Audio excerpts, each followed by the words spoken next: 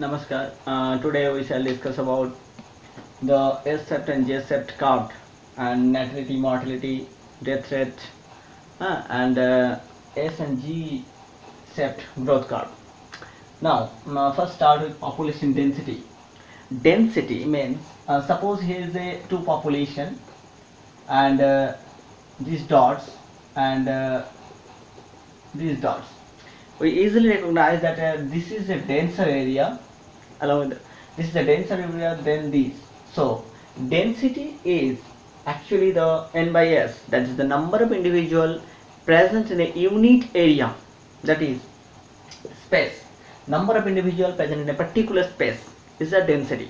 That is, if a particular area unit area is inhabited by number of individuals. If high number of individual is there, then the density high. If low number of individual, density low.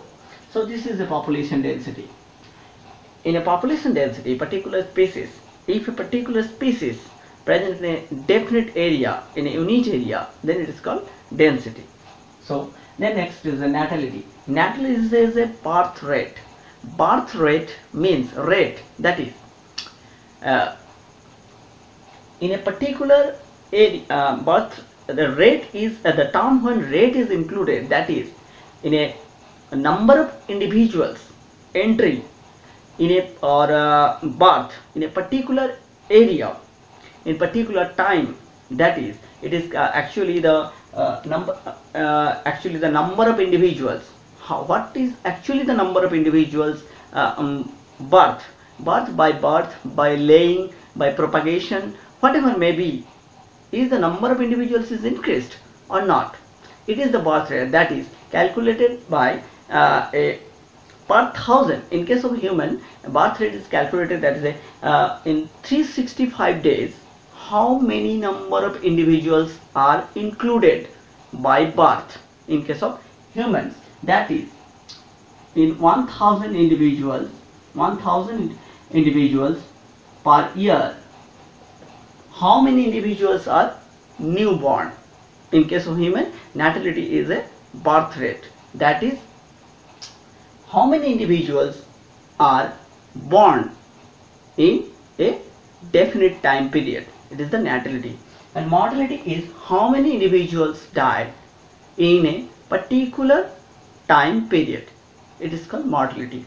So it is the calculation is in case of mortality is the same, that is in 1000 population, how many individuals are included or excluded. When included, is the birth rate. By birth included, obviously inclusion may occur in a different form, immigration, migration, or any way, but it is in case of natality, it is only the birth rate or propagation, either through hatching, nesting, or through micropropagation, or any way. This is the natality or mortality. Mortality is again of two types, realized mortality and it is a definite. So in case of definite mortality, mortality is only due to the senescence, that is due to the aging. When mortality is only due to the aging, it is definite mortality, specific mortality.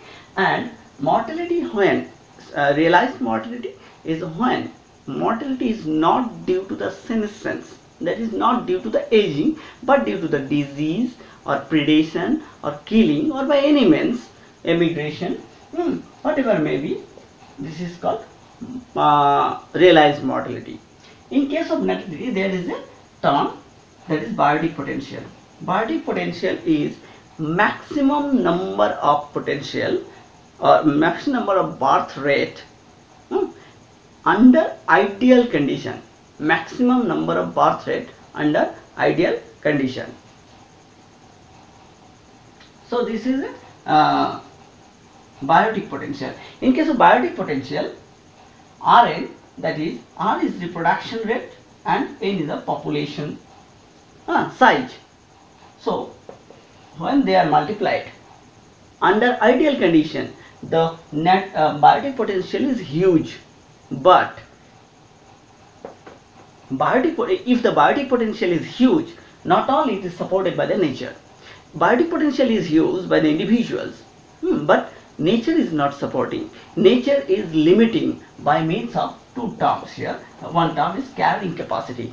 Carrying capacity is the maximum number of individuals which in a particular area can be, when provided with a sufficient nourishment, sufficient amount of food, space and nourishment. It is called carrying capacity. When number of individual increases than the carrying capacity of a particular area, then suddenly it will decrease. Here if number of individual is more than the k, then the value will be negative. As a result of this, we will see this in S curve, that is the number of individual when increases than the carrying capacity, this value will be negative and the population size will be reduced. So this is a biotic potential. However, this is a the third term is the vital index. What is the vital index? Vital index is nothing but the percentage ratio of percentage ratio of natality in response to mortality. That is a growth rate actually. That is natality by mortality into 100. This is a vital index. Vital index is actually the growth rate. It is calculated to the growth rate. That is, if you divide the number of new individual entry divided by the number of individual exit due to the death into 100, it will be the percentage value, and this percentage value is the growth percentage value. It is called vital index. Now we will discuss about population dispersal. What are the different kind of dispersion? That is, what are the how population disperse? What are the different terms and terminologies? Here the emigration, immigration and migration. Emigration is permanent living of individuals from one population to the another population. That living the individuals of a particular population, when leave that particular population, will never back to that particular population. Suppose in case of division of countries, one population is moving, one population will go from a particular area to another area permanently. This is called emigration. Immigration is actually the permanent entry of individuals of a particular population in a particular population. When individuals entry in a particular population is permanent, is called immigration. They will never migrate. This is called immigration. And migration is a both way movement, that some individuals will move from one population to another population, another individual will move from that particular population to this population under specialized conditions. This is a both way movement. As a result of emigration, permanent movement occur of individuals from one population to another population. As a result, population size will be decreased. One population size is decreased. That is, from where the population individuals are moving, population size decreased. And in case of immigration, population size increased. When one individual is coming from another population, the population size that this particular population where it is entering is increased. And in case of migration, population size is not changed. That is, population size as one individual is coming from one population to another population, another population to another population. As a result, number of individuals will be balanced. That is, population size will not be increased or decreased. It will be constant. So this is a population dispersal: emigration, migration, and immigration. However, age distribution. If we will see that what kind of age distribution is there in our in this world, we will see the several countries where the number of individuals are increasing, or number of population increasing very rapidly, like India, China. In that case, what happened? This is a triangular type of population. That is triangular chart. That is, this is a triangular age distribution. In this case, lower base area is pre-reproductive. That is 1 to 16 years age. 1 to 16 year age. The individuals 1 to 16 years is a very high, and the reproductive age is 1 to 15, and 16 to 44 age. This is also high. but rather the number of individuals in the post reproductive age are rather few. So in this case, this is a highly increasing country. In case of highly increasing country, this will be the population curve will be triangular. In case of bell shaped, what happened? The pre-reproductive and reproductive age, pre-reproductive age individuals and reproductive age of individuals are more or less same, and with a fewer number of post-reproductive individuals. As a result of reproductive individuals and pre-reproductive individuals are equal, so this is a stable country like Australia. This is a stable country, that is population size will not be increased or not be decreased. And in case of unshaped, here see the base is very short, that is the pre-reproductive age individual 1 to 16 is number of individuals is very low, rather is a reproductive age is high, and is the sizable number of post reproductive, that is these are more or less equal. As a result, this is a diminishing, that is number of individuals in that countries will be gradually reduced.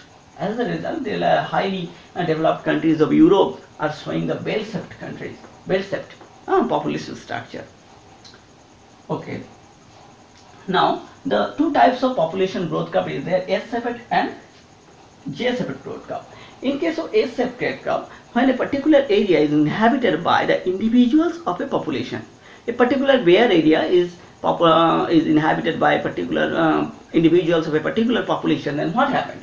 In a new area, they require some time to establish themselves and acclimatize themselves in that particular area. So in that case, initially the birth rate or growth rate is not increased.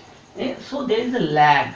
It is the time and this is the number of individuals. If we chart, then initially the number of individuals is not increased. This is called lag phase, and then it will gradually start increasing. As the number of individuals increases, they start multiplication and produce huge number of individuals, the log phase.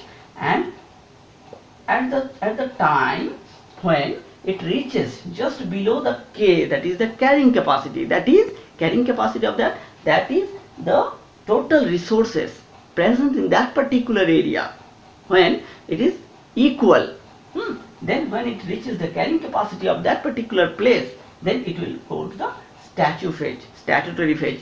This is called S-shaped growth curve. But after reaching the S-shaped, it is not static. Sometimes it will increase or sometimes decrease, but it never crosses the carrying capacity line. Here the equation dn by dt is the change of population size. Population size is dependent on Rn.